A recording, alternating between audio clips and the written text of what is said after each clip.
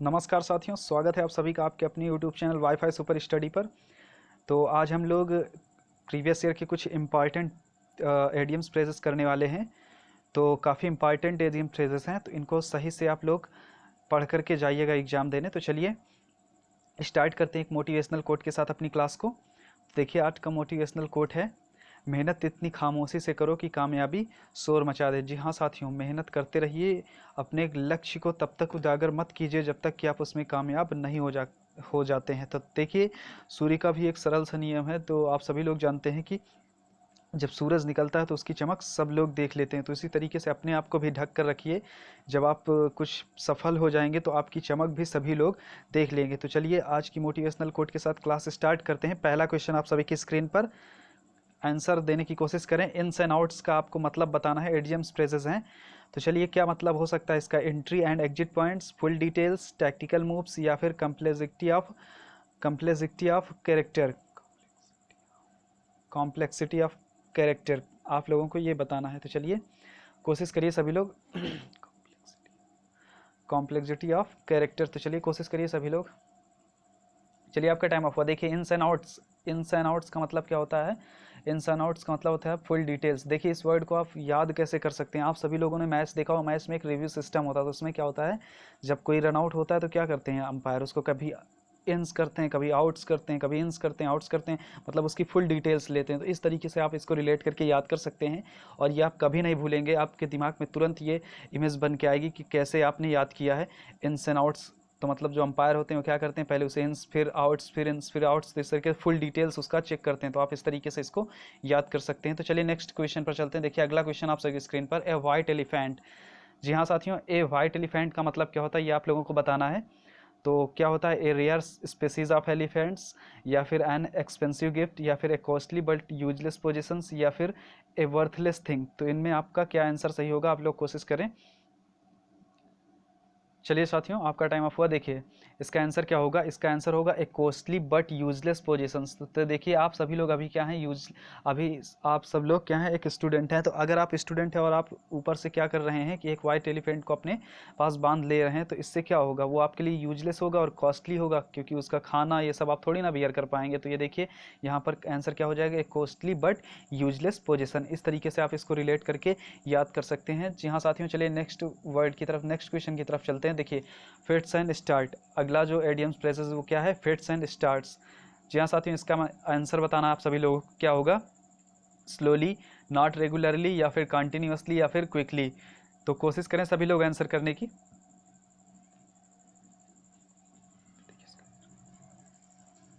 जी हाँ साथियों, ये काफ़ी अच्छे एडियम्स फ्रेजेस हैं जो कि प्रीवियस ईयर में पूछे गए हैं, और आपको आपका जब नवंबर में पेपर होगा तब भी आपको देखने को मिलेंगे हर शिफ्ट में ये क्वेश्चन। तो इनको सही से पढ़ के जाइएगा और रिवाइज करके जाइएगा। याद, अगर आप मेरे साथ हैं तो याद तो करने की आप दिक्कत ना ही लें।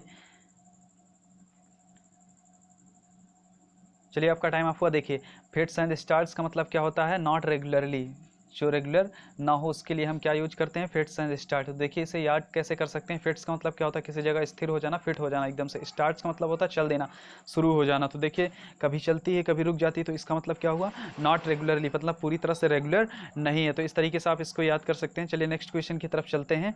देखिए अगला क्वेश्चन आप सभी की स्क्रीन पर, in high spirits, in high spirits. जी हाँ साथियों, अगला एडियम्स जो है वो क्या है, इन हाई स्पिरिट्स। तो इसका आंसर आप सभी लोगों को करना है। चलिए कोशिश करें सभी लोग।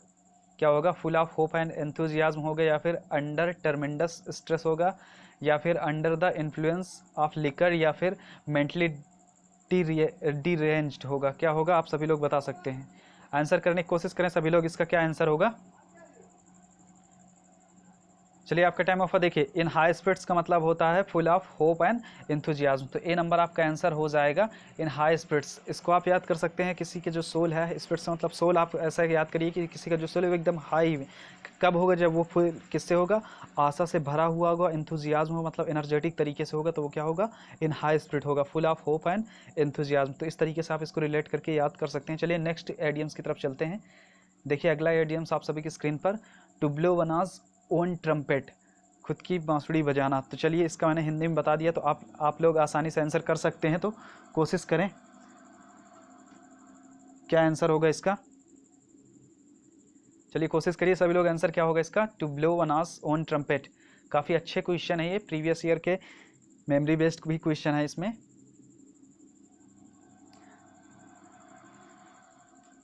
तो चलिए सभी लोग कोशिश करिए क्या आंसर होगा इसका। चलिए आपका टाइम ऑफ देखिए। To blow one's own trumpet का मतलब होता है खुद की बांसुरी बजाना, मतलब खुद के बारे में खुद ही प्रशंसा अपनी कर लेना। तो मतलब क्या हो जाएगा, to praise one's own self. Okay, ये सेकंड नंबर आपका आंसर हो जाएगा। तो आशा करता हूँ कि ये आपको समझ में आ गया होगा। चलिए नेक्स्ट एडियम्स की तरफ चलते हैं। देखिए एडियम्स, अगला एडियम्स है he is not in the good books of his boss. चलिए आपको आंसर करना है इसका। इसमें आपका जो एडियम्स है वो क्या है आपका, the good books his of his boss. इसका आपको अर्थ बताना है क्या होगा, good books of his boss. चलिए आंसर करिए जल्दी से। देखिए इसका आंसर क्या होगा, इन फेवर विथ। क्या हो जाएगा आंसर, इन फेवर विथ, है ना। जो गुड बुक्स होती हैं वो सभी की क्या होती हैं, फेवर में ही तो होती है ना। तो इस तरीके से आप याद कर सकते हैं इसको कि जो अच्छी बुक होती हैं वो सभी के लिए क्या होती हैं, लाभप्रद होती हैं, या मतलब किसी के भी वो फेवर में होती हैं। तो चलिए नेक्स्ट क्वेश्चन पर चलते हैं। देखिए अगला question, to smell a rat.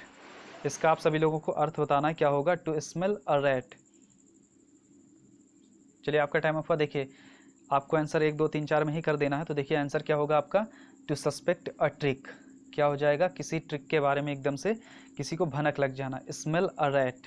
देखिए आप कहीं पर अगर जो चूहा होता है ना, चूहा, रैट माने क्या होता है, चूहा, तो ये अगर मरा पड़ा हुआ होगा तो उसकी जो गंध होगी उससे आपको क्या हो जाएगा, किसी मतलब पता चल जाएगा कि वो किस जगह पर है। तो इसका हम ऐसे रिलेट करके याद कर सकते हैं, टू सस्पेक्ट अ ट्रिक।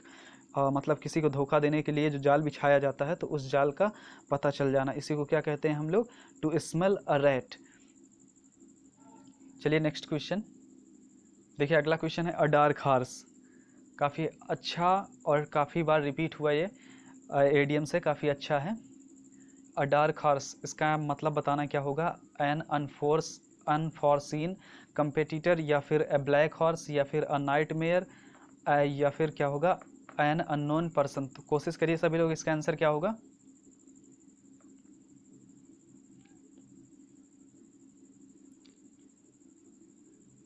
चलिए आपका टाइम आपका देखिए। अ डार्क हॉर्स का मतलब होता है एन अनफॉर्सीन कंपेटिटर, मतलब ऐसा कंपेटिटर जो कि पहले कभी ना देखा गया हो। तो ए डार्क हॉर्स का मतलब क्या हो जाएगा, एन अनफॉर्सीन कंपेटिटर। ठीक है, तो कुछ ऐसे लड़के होते हैं जो मतलब आपको दिखने में लगता है कि वो पढ़ने में एकदम धीरे हैं, लेकिन जब वो नौकरी पा जाते हैं तो उन्हीं को क्या हम लोग कह सकते हैं, कैसे रिलेट करें, अ डार्क हॉर्स कह सकते हैं। ओके, पढ़ते लिखते भी नहीं फिर भी नौकरी पा जाते हैं, तो ऐसे लोगों को हम क्या कहते हैं, अ डार्क हॉर्स कहते हैं। चलिए अगली क्वेश्चन पर चलते हैं। Next question, to steer clear of. जी हाँ, अगला एडियम्स जो है वो आपका क्या है, टू स्टीयर क्लियर ऑफ। इसका आंसर बताना है, ड्राइव केयरफुली, या फिर अवॉइड, या फिर एक्सप्लेन क्लियरली, या फिर एस्केप। आंसर बताइए सभी लोग क्या होगा इसका।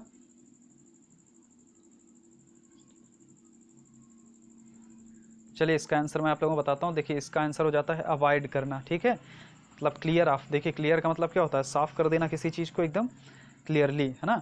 तो मतलब क्या कर देना, साफ़ करेंगे तो मतलब उससे अवॉइड करेंगे, किसी से बच करके निकलना। तो वही क्लियर ऑफ से आप याद करिए, अवॉइड करना, इस तरीके से आप याद कर सकते हैं। ओके, चलिए नेक्स्ट क्वेश्चन पर चलते हैं। टू फेस द म्यूजिक, काफ़ी अच्छा क्वेश्चन है। एडियम्स भी काफ़ी अच्छा है, ये आपको देखने को मिल सकता है पेपर में। देखिए क्या है, to face the music. To face the music क्या हो जाएगा, इसका आप लोगों को आंसर करिए सभी लोग।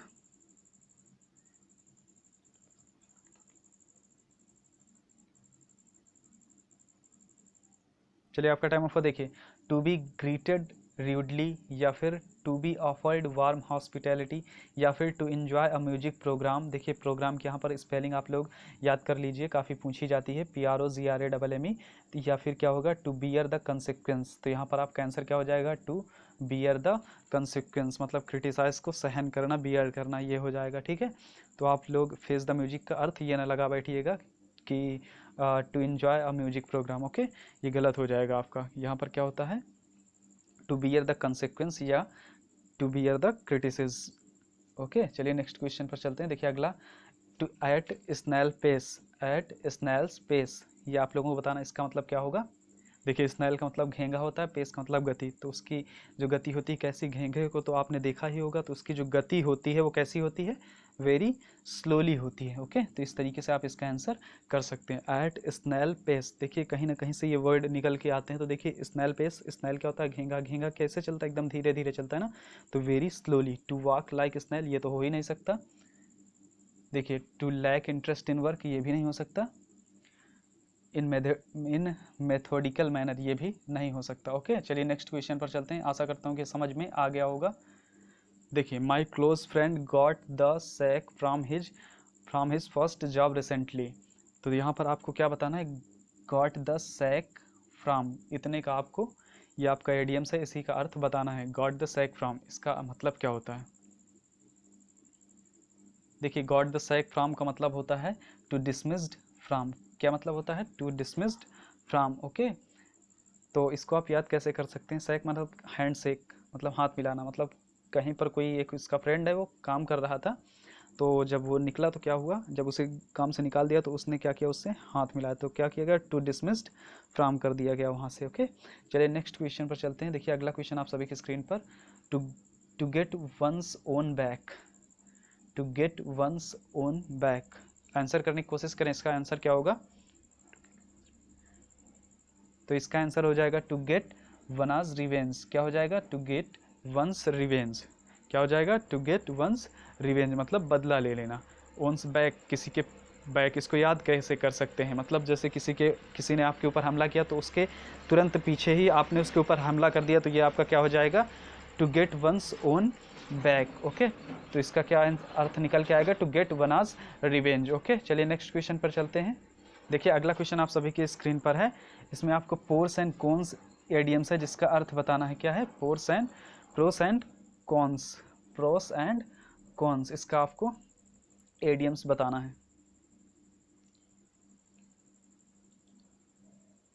देखिए प्रोस एंड कॉन्स का मतलब क्या होता है, कंसीडर ऑल फैक्ट हो जाता है, आपका ये सी नंबर सही हो जाएगा। देखिए इसको याद कैसे कर सकते हैं, प्रोस से आप याद करिए पोर्शन, कौन से कॉर्नर, मतलब किसी चीज़ को नहीं छोड़ना है, पूरे पोर्शन को देखिए, पूरे कॉर्नर्स को देखिए, सभी को देखिए, तो कंसीडर ऑल फैक्ट मतलब सभी चीज़ को इंक्लूड कर लीजिए, सभी चीज़ को कंसीडर कर लीजिए, इस तरीके से आप इसको याद कर सकते हैं।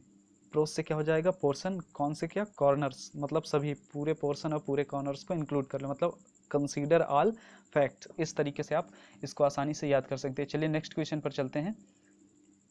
To turn a deaf ear, देखिए ये आपके लिए होमवर्क है, इसका आपको सभी को आंसर करना है। तो आशा करता हूँ कि आपको अच्छी लगी होगी क्लास, तो अगर क्लास अच्छी लगी और आप हमारे चैनल पर नए हैं तो चैनल को सब्सक्राइब कर लें तथा ज़्यादा से ज़्यादा संख्या में शेयर करें। चलिए धन्यवाद।